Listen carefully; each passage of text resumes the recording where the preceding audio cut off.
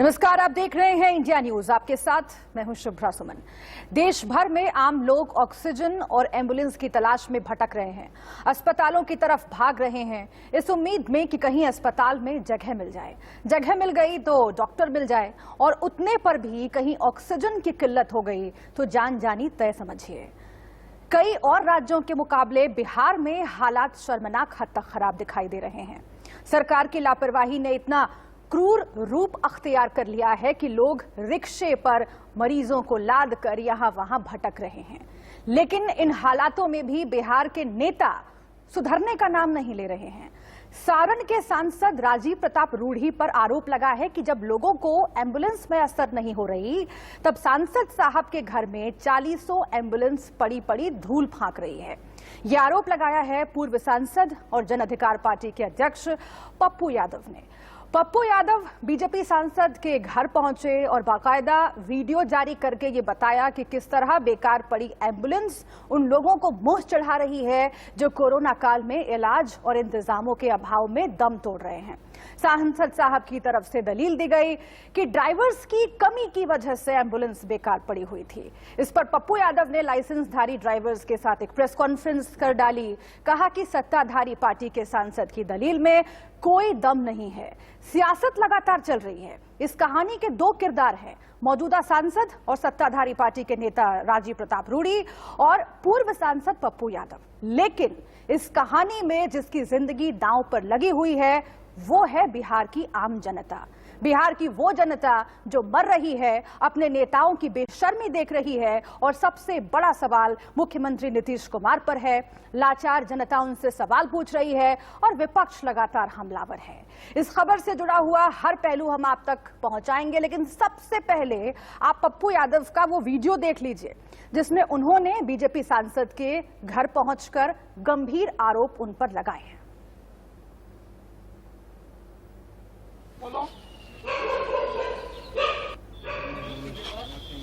तीन ambulance phone किए थे।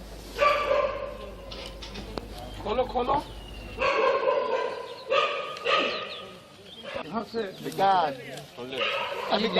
वीडियो बनाइएगा, तुमको दे दीजिएगा।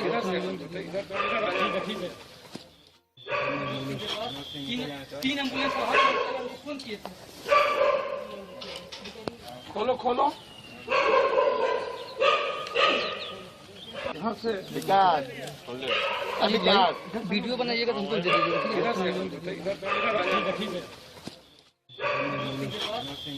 तीन एम्बुलेंस फोन किए थे।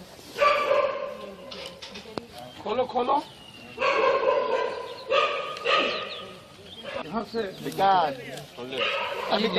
वीडियो बनाइएगा, तुमको दे दीजिएगा।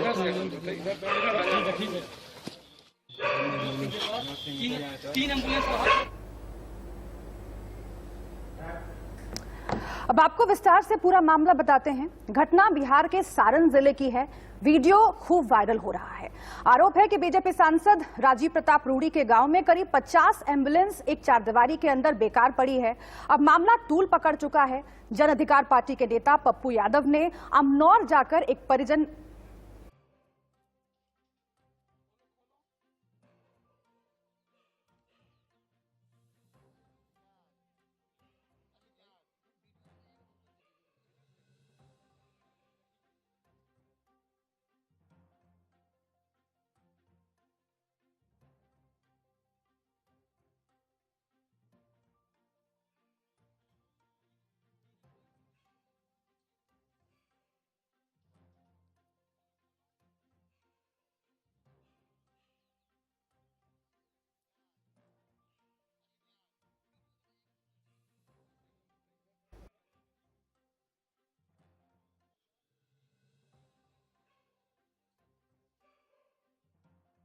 ये क्या है?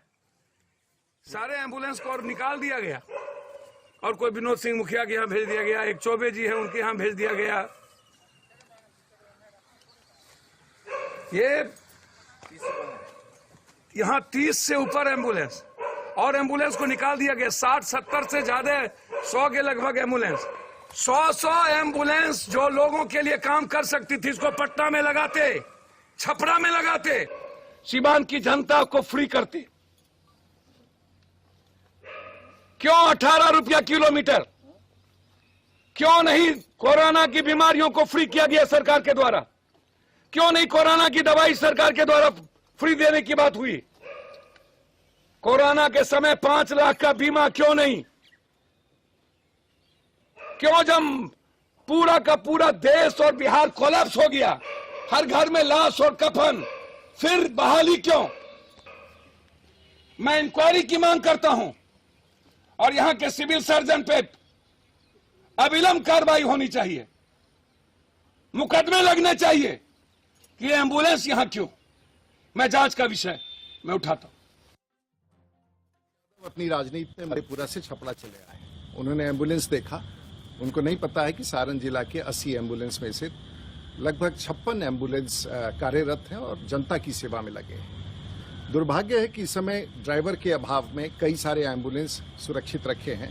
पप्पू यादव, आप सभी एम्बुलेंस ले जाइए, लेकिन सारण की जनता को ये कसम दे के जाइए कि सारण में बचे हुए सभी एम्बुलेंस पर आप ड्राइवर देंगे, ड्राइवर की व्यवस्था करेंगे और उसे संचालित करेंगे। राजनीति करना हो तो मधेपुरा में कीजिए, सारण की जनता इससे प्रभावित नहीं होने वाली।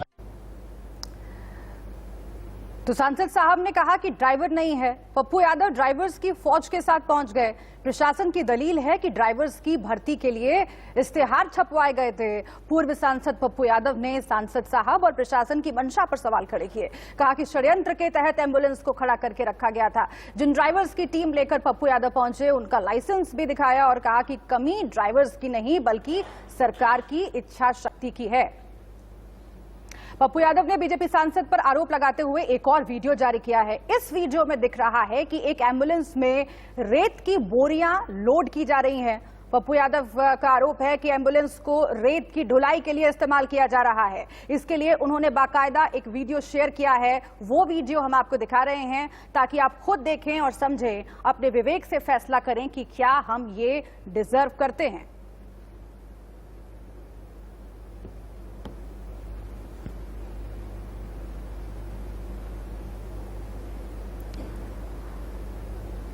और अब आपके सामने बिहार की सच्चाई को बयां करने वाली 2 और तस्वीरें दिखाते हैं। एक और बिहार की वो तस्वीर जहां एम्बुलेंस नहीं मिलने से मरीज रिक्शों और ठेलों से अस्पताल पहुंच रहे हैं, तो दूसरी ओर वो तस्वीर आप देख रहे हैं जो बताने के लिए काफी है कि इस हालात के आखिर जिम्मेदार कौन है।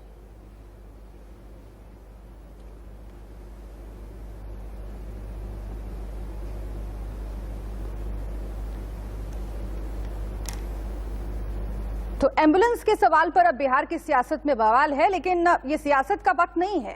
वक्त है लोगों की मदद करने का, जनता के सवालों के जवाब देने का, लेकिन ऐसा हो नहीं रहा है। एम्बुलेंस कूड़े में बेकार खड़ी है जिसकी तस्वीरें लगातार सोशल मीडिया पर भी वायरल हो रही है। एम्बुलेंस क्या छिपा कर रखी गई, ये सवाल बहुत बड़ा है। रेत ढुलाई के लिए आखिर इस्तेमाल करेंगे क्या एम्बुलेंस?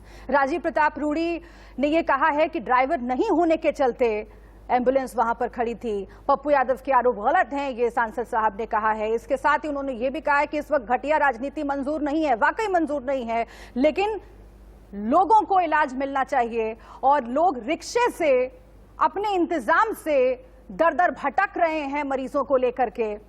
उनका आखिर क्या, और इन सब के बीच ये पूरा मामला क्या है वो आपको फिर से एक बार बताते हैं। सारण के सामुदायिक केंद्र में दरअसल 40 एम्बुलेंस मिली। जेएपी जन अधिकार पार्टी के प्रमुख पप्पू यादव ने वीडियो पोस्ट किया।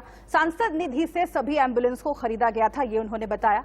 पप्पू यादव ने रेत ढुलाई में इस्तेमाल करने का आरोप लगाया है और ये सीधा आरोप राजीव प्रताप रूडी मौजूदा सांसद पर लगाया है। राजीव प्रताप रूडी ने यह कहा कि ड्राइवर्स नहीं थे इसीलिए एम्बुलेंस खड़ी थी, और इसके साथ ही उन्होंने ये भी कहा है कि एम्बुलेंस की कोई कमी नहीं है, पूरे जिले में एम्बुलेंस की कोई कमी नहीं है और जिसको भी जरूरत पड़ रही है उसके लिए एम्बुलेंस और पूरी व्यवस्था मौजूद है।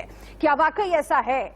ये तस्वीरों से और मौजूदा हालात से समझा जा सकता है। देश में कोरोना संकट के बीच इस बीच एक राहत भरी खबर भी आई है, वो आपके सामने रखना जरूरी है। डीआरडीओ के वैज्ञानिकों ने डॉक्टर रेड्डीज लैब्स के सहयोग से 2-डीऑक्सी डी ग्लूकोज 2DG दवा विकसित की है जिसे डीसीजीआई ने आपातकाल के इस्तेमाल की मंजूरी दी है। 2DG के इस इलाज के बाद अधिकांश मरीजों की रिपोर्ट नेगेटिव आई है। इसके साथ ही आज से कोरोना के नए नियमों को भी मंजूरी दी गई है। क्या है वो नए नियम? इसके मुताबिक अब संदिग्ध मरीज को भी कोविड सेंटर में भर्ती कराया जा सकेगा और इसके लिए कोरोना पॉजिटिव रिपोर्ट की जरूरत नहीं होगी। आपको रिपोर्ट दिखाने की जरूरत नहीं है, अस्पताल भर्ती करने से इनकार नहीं कर सकते। वहीं सुप्रीम कोर्ट ने ऑक्सीजन संकट को लेकर एक 12 मेंबर्स की टास्क फोर्स का ऐलान कर दिया है। ये टास्क फोर्स ऑक्सीजन की उपलब्धता का आकलन करेगी, साथ ही ऑक्सीजन सप्लाई को लेकर सिफारिशें भी करेगी। कोरोना संकट में ये तमाम इंतजाम लोगों की मुसीबतों को कम करने के लिए किए जा रहे हैं। हालांकि देश में कोरोना संकट से अस्पतालों के हाल बदहाल हैं और मरीजों को फिलहाल राहत नहीं है। राहतों और परेशानियों को लेकर हम चर्चा करेंगे, लेकिन इसके साथ ही आपको सुनवाते हैं कि नई दवा 2DG को लेकर DRDO के वैज्ञानिकों का क्या कहना है। हम लोगों ने, जैसा कि डॉक्टर चांदा ने बताया कि हम लोगों ने इसका टेस्टिंग किया, उसके बाद फेज़ 2 क्लिनिकल ट्रायल कंप्लीट किया। फेज़ 2 के रिजल्ट्स बहुत इनकरेजिंग थे, जिसके बेस पे डीसीजीआई ने हमें फेज़ 3 क्लिनिकल ट्रायल की अनुमति दी और फेज़ 3 क्लिनिकल ट्रायल में हमने लार्ज नंबर पेशेंट्स पे इस ड्रग को टेस्ट किया और हमें बेसिकली मिला कि बहुत large proportion of patients are coming out of oxygen much faster as compared to standard of care arm. और अब ये ड्रग जल्दी से जल्दी हम डॉक्टर रेड्डीज लैब के जो हमारे इंडस्ट्री पार्टनर हैं उनके साथ लेके हम इस ड्रग को मार्केट में जल्द से जल्द ले आने के लिए कार्य कर रहे हैं और ये ड्रग जो है ये जल्दी से जल्दी मार्केट में कोविड पेशेंट्स तक पहुंचेगी। हम इसके लिए प्रयासरत हैं। डी ग्लूकोज जिसको हमने टेस्ट करना शुरू किया था अप्रैल 2020 में और सीसीएमबी हैदराबाद में हमने पहला एक्सपेरिमेंट इसमें किया था जिसमें कि वायरस के ऊपर 2DG का इफेक्ट, जिसको 2-डीऑक्सी डी ग्लूकोज भी कहते हैं, इसका इफेक्ट हमने स्टडी किया था और उसमें हमें बहुत अच्छे रिजल्ट्स मिले थे। उसके बाद हमने ड्रग कंट्रोलर से इसके लिए प्रार्थना की थी कि हमें क्लिनिकल ट्रायल्स की इजाज़त दी जाए और क्लिनिकल ट्रायल्स हमारे शुरू हुए मई 2020 में और फेज़ 2 क्लिनिकल ट्रायल्स मई 2020 से लेकर के और अक्टूबर 2020 तक चले, जिसमें कि बहुत अच्छे हमारे को इसके रिजल्ट्स मिले हैं, जिसमें पेशेंट्स को, कोविड-19 पेशेंट्स को ये ड्रग देने पे काफ़ी अच्छा फ़ायदा हो रहा है। अब आखिर कोरोना की नई दवा 2DG क्या है, इसके फायदे क्या हैं, ये भी आपको विस्तार से बताते हैं। दरअसल ऑक्सीजन की जरूरत को कम करने के लिए इस दवा का इस्तेमाल किया जाएगा। जल्दी रिकवरी में ये दवा मदद करती है। RT-PCR रिपोर्ट इससे जल्दी नेगेटिव हो सकती है। ये दावा अब तक की रिसर्च में किया गया है। अब दवा लेने का तरीका क्या है ये भी जानिए। पैकेट में पाउडर की तरह होती है, ये पानी में घोलकर मरीज को दी जाती है। कब और कहां ट्रायल हुआ है ये जानना भी जरूरी है। दिसंबर 2020 से मार्च 2021 के बीच ट्रायल हुआ है। देश के 27 कोविड अस्पतालों में इसका ट्रायल किया गया है। कौन कौन से राज्य हैं? दिल्ली, यूपी, पश्चिम बंगाल, गुजरात, राजस्थान, महाराष्ट्र, इसके साथ ही आंध्र प्रदेश, तेलंगाना, कर्नाटक, तमिलनाडु, इन सब जगहों पर ट्रायल के बाद ये फैसला किया गया कि इस दवा को मंजूरी दी जाए और उम्मीद है कि इससे लोगों की जान बचाई जा सकेगी। कोरोना के इलाज को लेकर जो नए नियम बनाए गए हैं उन्हें भी हम आपको बताते हैं। कोरोना इलाज के नियमों में कुछ बदलाव किया गया है। अब संदिग्ध मरीज भी कोविड सेंटर में भर्ती हो सकेंगे। कोविड सेंटर में भर्ती के लिए positive report, corona positive report की अब जरूरत नहीं है। संदिग्ध मरीजों को अलग वार्ड में रखा जाएगा। किसी भी मरीज को इलाज से इनकार अस्पताल नहीं कर सकेंगे और ये बाकायदा गाइडलाइंस जारी की गए हैं। ऑक्सीजन संकट पर सुप्रीम कोर्ट ने जो टास्क फोर्स का गठन किया है वो कैसे काम करेगी ये भी आपको हम बताते हैं, क्योंकि आज दिन भर की अपडेट है और आपके लिए समझना बहुत जरूरी है कि सरकार के इंतजाम, कोर्ट का फैसला क्या कहता है। सुप्रीम कोर्ट ने नेशनल टास्क फोर्स का गठन किया है। ऑक्सीजन की सप्लाई का आकलन और सिफारिश जो टास्क फोर्स करेगी। कोरोना की चुनौतियों का सामना करने के लिए ये टास्क फोर्स इनपुट देगी। टास्क फोर्स में 12 मेंबर्स होंगे जिनको जिम्मेदारी दी गई है। वैज्ञानिक से लेकर डॉक्टर्स तक को इसमें जिम्मेदारी मिली है ताकि असेसमेंट किया जा सके कि कहां पर कितने ऑक्सीजन की जरूरत है और उसके बाद उसी तरीके से ऑक्सीजन को अलॉट किया जा सके, क्योंकि उसको लेकर बहुत गफलत की स्थिति बनी हुई है। इस बीच दिल्ली के मुख्यमंत्री अरविंद केजरीवाल का कहना है कि दिल्ली को 3 करोड़ वैक्सीन की डोज की जरूरत है और अगर पर्याप्त वैक्सीन मिले तो वो पूरी दिल्ली का वैक्सीनेशन सिर्फ 3 महीने में कर सकते हैं। केजरीवाल के मुताबिक कोरोना की तीसरी लहर वैक्सीन से ही रुकेगी। केजरीवाल ने कहा है कि बच्चों की तीसरी लहर से प्रभावित होने की आशंका है और उन्हें बचाना बहुत जरूरी है। इसके लिए दिल्ली सरकार प्रतिबद्ध है। वैक्सीन की कमी है जो पूरी की जाए। सीएम केजरीवाल का कहना है कि तीसरी लहर से बच्चों को बचाना बहुत जरूरी है। वैक्सीनेशन ही इलाज है। सुनवाते हैं उन्हीं की जुबानी। पहली और दूसरी, ये दूसरी वेव तो इतनी ज्यादा खतरनाक है कि अगर तीसरी वेव भी इसी तरह की रही तो पता नहीं क्या होगा। तो तीसरी वेव से भी अपने आप को बचाने के लिए वैक्सीनेशन जो है ये बहुत ज़रूरी है। अगर हमने पूरी दिल्ली को अपने को वैक्सीनेशन कर लिया तो यही एक चीज़ है जो हमें तीसरी वेव से बचा सकती है। यही एक ऐसा सुरक्षा चक्र है जो अपने को तीसरी वेव से बचा सकता है। तो उस दिशा में आपकी सरकार, दिल्ली सरकार पूरे प्रयास कर रही है। बच्चों की बड़ी चिंता है। 18 साल से कम उम्र के बच्चों को, अभी युवाओं को, बच्चों को अभी ये वैक्सीन नहीं लग सकता। मेरा सभी एक्सपर्ट से और केंद्र सरकार से अपील है कि उनके लिए भी जल्द से जल्द कोई वैक्सीन का इंतजाम किया जाए ताकि उनको भी वैक्सीन दी जा सके, उनको भी वैक्सीन लगाई जा सके। आज की डेट में हमारे पास 5 से 6 दिन की वैक्सीन दिल्ली में बची है जो कि हम पूरी तेजी से लगा रहे हैं। और इस बीच देश के अलग अलग इलाकों में क्या हालात हैं वो आपको बताते हैं। गुरुग्राम में कोरोना की क्या हालत है, पिछले 24 घंटे में कितने केस बढ़े हैं, ये बता रहे हैं हमारे संवाददाता राज वर्मा। कोरोना की मार गुरुग्राम में भी लगातार बनी हुई है। हालात ये है कि हर रोज 3,500 से 4,000 से ज्यादा कोरोना के नए मामले सामने आ रहे हैं। कल की बात करें तो कल भी करीब 3500 मामले कोरोना पॉजिटिव के सामने आए थे, लेकिन अच्छी बात ये थी कि करीब 4200 लोग ठीक हो कोरोना को मात देकर ठीक भी हो गए थे। तो इस सब के बीच लगातार कोशिश यही है, स्वास्थ्य विभाग की कहे या जिला प्रशासन या सरकार की, कि किसी तरह से जो कोरोना के मामले तेजी से बढ़ रहे हैं उन्हें किसी तरह से थामा जाए, रोका जाए। और इस सब के चलते पिछले सप्ताह ही हरियाणा में लॉकडाउन भी लगाया गया था। गुरुग्राम की बात करें तो लॉकडाउन जरूर लगा हुआ है, लेकिन लॉकडाउन का बहुत ज़्यादा असर नहीं है सड़कों के ऊपर।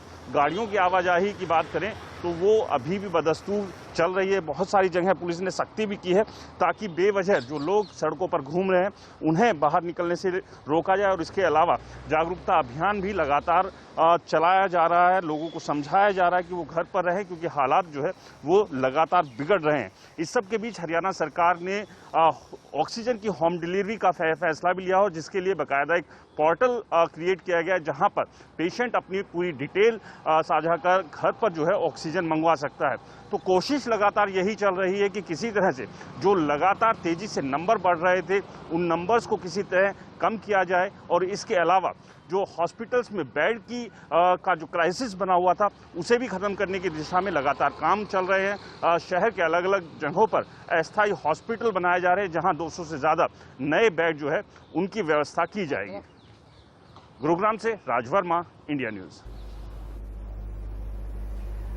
इस वक्त महाराष्ट्र से एक बड़ी खबर आ रही है। कोरोना के 53,605 नए केस वहां पर सामने आए हैं। बीते 24 घंटे में कोरोना से 864 लोगों की मौत हुई है। महाराष्ट्र में अब कुल एक्टिव केस की संख्या 6,28,213 हो गई है।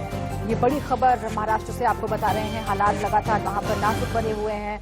कोरोना केसेस की संख्या बढ़ती चली जा रही है। 6,28,000 से ज्यादा केसेस अब तक सामने आ चुके हैं।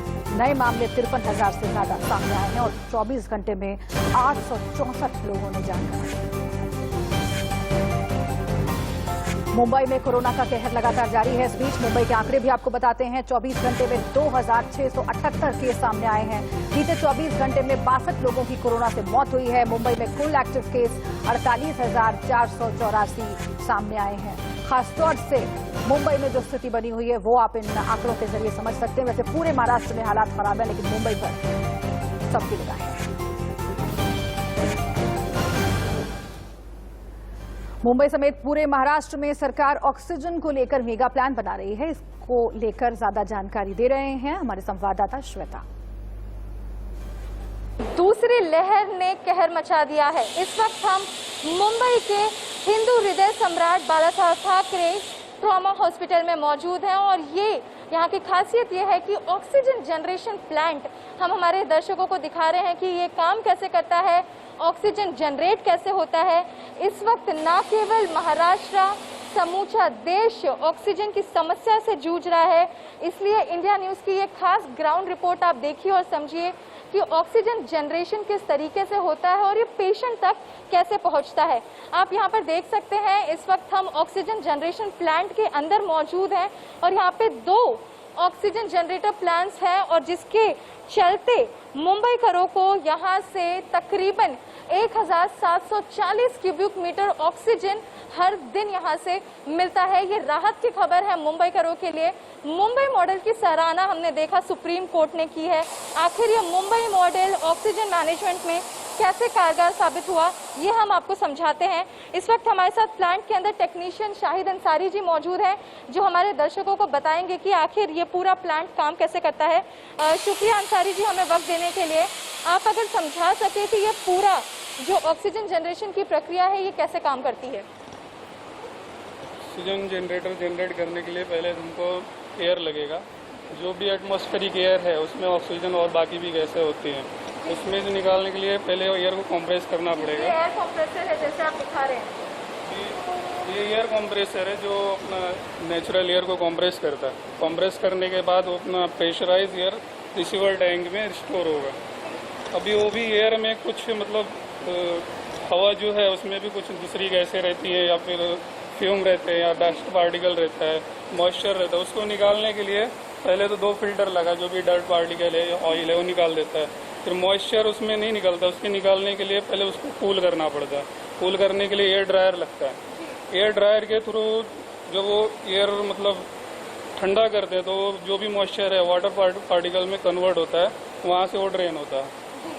वहाँ से जो प्योर एयर गई, वो प्योर एयर में भी बाकी दूसरी जो गैसें हैं उसमें से हमको सिर्फ ऑक्सीजन चाहिए। तो ऑक्सीजन निकालने के लिए हमारे पास ऑक्सीजन जनरेटर है जिसमें प्योर ऑक्सीजन सेपरेट होता है, बाकी जो गैसें हैं ये यहाँ से फ्लश आउट हो जाती हैं। और ये ऑक्सीजन टैंक रिसीवर यहाँ पे स्टोरेज होता है जी, और यहाँ ये स्टोरेज के बाद ये पेशेंट्स तक पहुँचते हैं। तो आपने समझा अंसारी जी से कि किस तरीके से ये पूरी प्रक्रिया ऑक्सीजन जनरेशन की होती है। पहले कैसे हवा से शुद्ध ऑक्सीजन निकालने का काम इस प्लांट में होता है और उसके बाद ये एक टैंकर बड़ा सा आप देख रहे हैं, इस विशाल टैंकर में ऑक्सीजन स्टोर किया जाता है। बीएमसी ने ये ऐलान किया है, ये बताया है कि अब बीएमसी 15 और ऑक्सीजन जनरेशन प्लांट मुंबई में स्थापित करने जा रही है और एक ऑक्सीजन जनरेशन प्लांट की झलकियां हमने आपको दिखाई ताकि पेशेंट्स ज्यादा से ज्यादा सुरक्षित रहें, अपने घर पर रहें। कैमरा पर्सन राजू शर्मा के साथ श्वेता वर्मा, इंडिया न्यूज मुंबई। और इसी के साथ यहाँ पर वक्त एक छोटे से ब्रेक का है, आप बने रहिए हमारे साथ। नमस्कार, आप देख रहे हैं इंडिया न्यूज, आपके साथ मैं हूं शुभ्रा सुमन। स्वास्थ्य मंत्रालय के ताजा बयान के देश में कोरोना की दूसरी लहर का कहर लगातार जारी है। 24 राज्यों में पॉजिटिविटी रेट 15% से ज्यादा है। 12 राज्यों में 1 लाख से ज्यादा एक्टिव केस सामने आए हैं। महाराष्ट्र, उत्तर प्रदेश, दिल्ली और छत्तीसगढ़ में केस में कमी हुई है। कर्नाटक, केरल, बंगाल, तमिलनाडु में केस में इजाफा हुआ है। तो इस वक्त की अपडेट आपको हम कोरोना से जुड़ी हुई बता रहे हैं। इस वक्त की अहम खबर।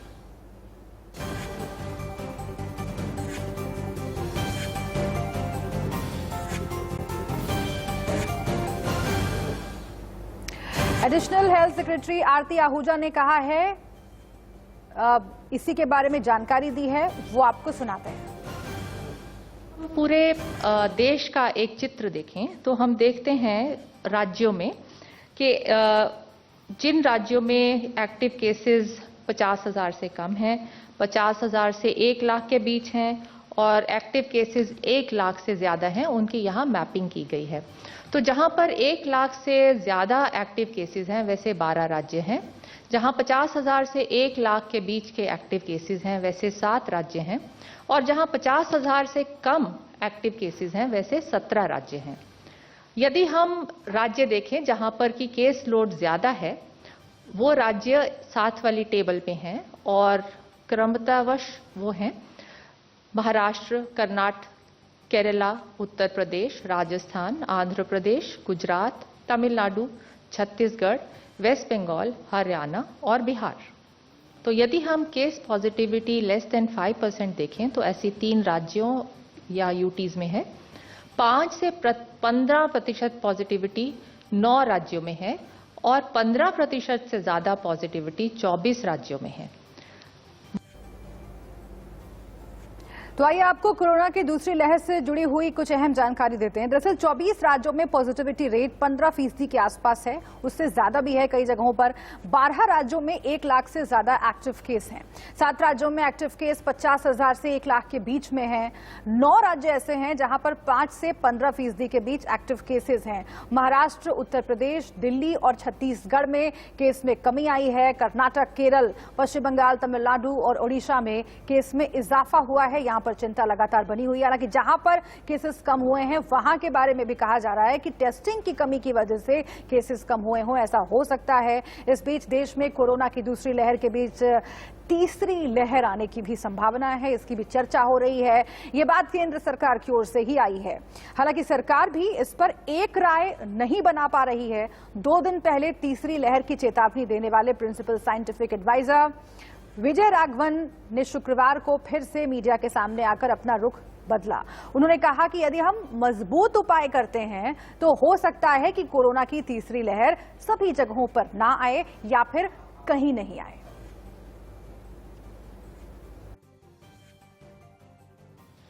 Now, what next? Where does SARS coronavirus 2 go from here? A phase 3 is inevitable, given the high levels of circulating virus. But it's not clear on what time scale this phase 3 will occur. Hopefully, incrementally, but we should prepare for new waves. If we take strong measures, the third wave may not happen in all the places or indeed anywhere at all. It depends much on how effectively the guidance is implemented at the local level, in the states, in districts, and in the cities everywhere. तो corona की तीसरी लहर को लेकर सरकार आम राय नहीं बना पा रही है। शुरुआत में जो बयान आया उसके बाद उससे थोड़ा सा डिफर करते हुए नजर आए सरकार के जो नुमाइंदे हैं। 2 दिन पहले तीसरी लहर की चेतावनी देने वाले principal scientific adviser Vijay Raghavan शुक्रवार को जब मीडिया के सामने आए, उन्होंने क्या कहा ये हमने आपको बताया। उन्होंने कहा कि हो सकता है कोरोना की तीसरी लहर सभी जगहों पर ना आए या फिर कहीं नहीं आए। तीसरी लहर पर कंफ्यूजन आखिर क्यों है, ये जरा समझिए। 5 मई को क्या कहा गया कोरोना की तीसरी लहर जरूर आएगी। अभी तय नहीं है कि कब आएगी, कितनी खतरनाक होगी, लेकिन हमें नई लहर के लिए तैयार रहना होगा। अब 7 मई को क्या कहा गया ये भी समझिए। हम मजबूत उपाय अगर करते हैं तो हो सकता है कि तीसरी लहर ना आए। ये इस बात पर निर्भर करता है कि गाइडलाइंस कितनी प्रभावी ढंग से लागू होती है। तो ये दोनों बातें आपने सुनी, समझी, लेकिन हाँ ये तय है कि अभी कुछ भी कहना कोरोना के मामले में जल्दबाजी है। खबरों में आगे बढ़े उससे पहले एक बड़ी खबर का जिक्र करते हैं। अफगानिस्तान से बड़ी खबर आ रही है। ब्लास्ट से 25 लोगों की मौत की खबर है। एक स्कूल में ये ब्लास्ट हुआ है। अफगानिस्तान के स्कूल में धमाका हुआ है। 25 से ज्यादा लोग इस धमाके में घायल हुए हैं और करीब 25 लोगों के मारे जाने की खबर है। इस वक्त की बड़ी खबर अफगानिस्तान से आपको बता रहे हैं। वहां पर फिदायीन हमले लगातार जारी हैं और इस तरह की खबरें आती रहती हैं। आतंकवादी हमला ये हो सकता है। इस वक्त की बड़ी खबर आपको अफगानिस्तान से बता रहे हैं। स्कूल में धमाका हुआ है। वहां के आतंकवादी अक्सर स्कूलों को निशाना बनाते हैं। 25 लोगों की मौत हुई है अफगानिस्तान में इस धमाके की वजह से। फिर से एक बार कोरोना की खबरों पर हम लौटते हैं क्योंकि देश में सबसे बड़ी चिंता अभी कोरोना ही है। यूपी में कोरोना के 26,847 नए मामले सामने आए हैं। बीते 24 घंटे में कोरोना से 298 लोगों की मौत हुई है। यूपी में कुल एक्टिव केस 2,45,736 सामने आए हैं। 34,721 लोग बीते 24 घंटे में इलाज से ठीक भी हुए हैं। ये एक उम्मीद भरी खबर है, लेकिन मरने वालों की तादाद जो है वो लगातार जस की तस बनी हुई है। उत्तर प्रदेश में हालात सुधरने का नाम नहीं ले रहे हैं। हालांकि बड़ी तादाद ऐसे लोगों की भी है जो ठीक हो रहे हैं, लेकिन ये भी कहा जा रहा है कि टेस्टिंग कम होने की वजह से कई जगहों पर उस लिहाज से मामले दिखाई नहीं पड़ रहे हैं जितने आम लोगों को सामना करना पड़ रहा है। कोरोना के इस दौर में जहां एक और लोग एक दूसरे की मदद में जुटे हुए हैं, मुश्किल वक्त है, किसी तरह मिल बांटकर रास्ता निकालने की कोशिश कर रहे हैं। ऐसे में यूपी पुलिस अपनी शर्मनाक करतूतों से बाज नहीं आ रही है। यूपी के पीलीभीत से खबर है जहां पर पुलिस के उगाही बाजों का कारनामा सबके सामने आया। करतूत कहिए इसको, जहां एक रिटायर्ड फौजी के साथ बेहद बेरहमी से मारपीट की गई। बताया जा रहा है कि रिटायर्ड फौजी रेशम सिंह परिवार की महिलाओं के साथ अंत्येष्टि में शामिल होने जा रहे थे। तभी चेकिंग के नाम पर उगाही करने वाले पुलिस वाले इनसे भिड़ गए। बैरियर पर ड्यूटी पर तैनात एएसआई राम नरेश सिंह ने उनके साथ जमकर बदसलूकी की। रेशम सिंह के मुताबिक गाड़ी के कागजात पूरे होने के बावजूद उनकी गाड़ी का चालान काटा गया और उनके साथ बेरहमी से मारपीट की गई। हालांकि रेशम सिंह की शिकायत के बाद एसपी ने तत्काल प्रभाव से राम नरेश सिंह को निलंबित किया है, इसकी जानकारी दी है। साथ ही पुलिस द्वारा कहा गया है कि इस मामले में और भी जो लोग दोषी हैं, जो पुलिस वाले दोषी होंगे, उसके खिलाफ सख्त कार्रवाई की जाएगी। हालांकि सवाल कई उठ रहे हैं इस पूरे मामले के सामने आने के बाद, एक ऐसे वक्त में जब सिख समाज और गुरुद्वारे इस महामारी के वक्त सेवा में लगे हुए हैं, अस्पताल खाना पानी सब फ्री में मुहैया करा रहे हैं, उसके बदले में उन्हें क्या मिल रहा है वो आप देखिए। लेकिन कागज लेके जाते हुए कागज लेके जाते हुए ना तुम गाली नहीं दे सकते। गाली किसने दी आपको? गाली किसने दी है? कभी तुम कहते हमारे ऊपर गाली चढ़ाई, किस बंदे के ऊपर गाली चढ़ी हुआ बताओ हमें। सुनो, बंदे पे चढ़ी है, मरने बचे एकदम, और तुमने थप्पड़ मारा है उसको। एक दरोगा में थप्पड़ मारा, एक दरोगा थप्पड़ मारा, तुमने डंडा तोड़ा, ये डंडा तुमने तोड़ा, ये डंडा तुमने तोड़ा है, ये डंडा तुमने छीन के मारा, ठीक है। बुरी हरकत और कोतवाली में जाके टॉर्चर करना और 5-5 जनों चारपाई के ऊपर बांध के मारना, ये बहुत ज़्यादा दुख वाली बात है। पीलीभीत में ये एक प्रकरण संज्ञान में आया है, जिसमें दिनांक 3 मई को जब पंचायत चुनाव की काउंटिंग हो रही थी, उस दिनांक को थाना पूरनपुर में पोस्टेड एक सब इंस्पेक्टर द्वारा वाहन चेकिंग के दौरान एक रिटायर्ड फौजी के साथ मारपीट करने का और थाने ले जाके इनको टॉर्चर करने का मामला संज्ञान में आया है। इस मामले में प्राइमा फेसी ये पाया गया है कि सब इंस्पेक्टर द्वारा रिटायर्ड फौजी की गाड़ी को चेक करने के लिए रोका गया था। इनमें आपस में कहा सुनी और उसके बाद मारपीट हो गई, जिसके बाद इनको थाने पे ले जाके इनके खिलाफ एक एफआईआर पंजीकृत की गई थी। बाद में इसमें रिटायर्ड फौजी द्वारा ये आरोप लगाया गया है कि इनको थाने पे ले जाके काफ़ी टॉर्चर किया गया है। इस प्रकरण की जांच के लिए क्षेत्राधिकारी पूरनपुर को 2 दिन पहले ही आदेशित किया गया है। प्राइमा फेसी इसमें कुछ तथ्य पाए जाने के बाद सब इंस्पेक्टर को निलंबित कर दिया गया है। क्षेत्राधिकारी को शीघ्र जांच पूर्ण करके जांच रिपोर्ट सबमिट करने के लिए कहा गया है। जांच रिपोर्ट में जो भी तथ्य सामने आएंगे और जो भी दोषी पाया जाएगा, उनके खिलाफ आवश्यक विभागीय कार्रवाई अमल में लाई जाएगी। और इस बीच ऐसी खबरें भी सामने आ रही हैं अलग अलग नेताओं की ओर से, जिस पर सफाई देना उनकी ही पार्टी के लिए मुश्किल हो रहा है। उत्तर प्रदेश के बलिया से बीजेपी विधायक सुरेंद्र सिंह ने दावा किया है कि सिर्फ गौमूत्र से ही कोरोना का इलाज संभव है। सुरेंद्र सिंह का दावा है कि आज सारी साइंस फ्लॉप हो गई है, लिहाजा गौमूत्र पर भरोसा कीजिए।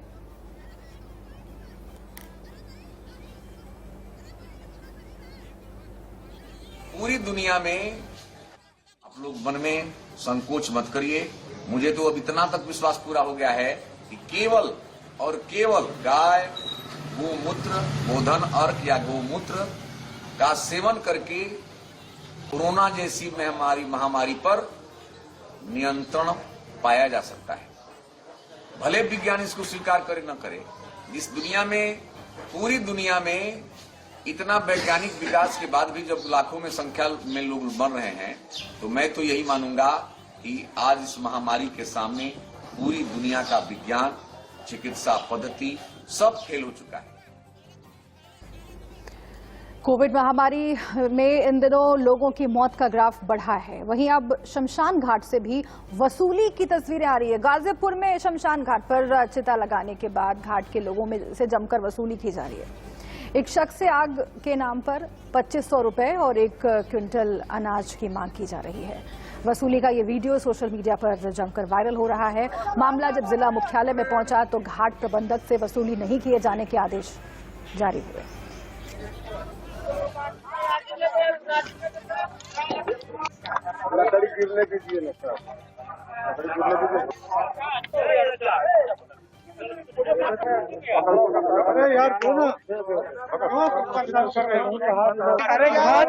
इसकी जानकारी कल शाम को हमें हुई थी। मैंने मौके पर एसडीएम सदर और पुलिस अधिकारियों को भेजा था। 2 स्थानों पर पैसे लिए जा रहे थे।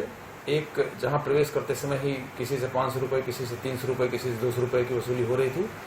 और फिर निचले लेवल पर जहां स्मशान घाट पर डेड बॉडीज का क्रिमेशन होता था, जहां अग्निदाह होता है, वहां पे कुछ पैसे लिए जा रहे थे। हमारे अधिकारियों ने बताया कि निचले स्तर पर जो पैसे लिए जा रहे थे वो तो साफ सफाई के पैसे लिए जा रहे थे और पैसा नॉमिनल था।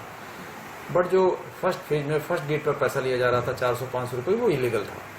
मैंने उसको तत्काल बंद कराया और जो वहाँ काम कर रहे थे मैंने अपनी टीम को निर्देश दिया कि यदि वो नहीं मानते तो उन्हें उठा के बंद कर दिया जाए, उनको जेल भेज दिया जाए। इधर एमपी के सिंगरौली से दिल को झकझोर देने वाली तस्वीर सामने आई है, जहां एक पिता अपनी बेटी के शव को लेकर करीब 35 किलोमीटर पैदल चला। दरअसल गड़ई गांव निवासी शख्स की बेटी ने फांसी लगाकर खुदकुशी कर ली थी।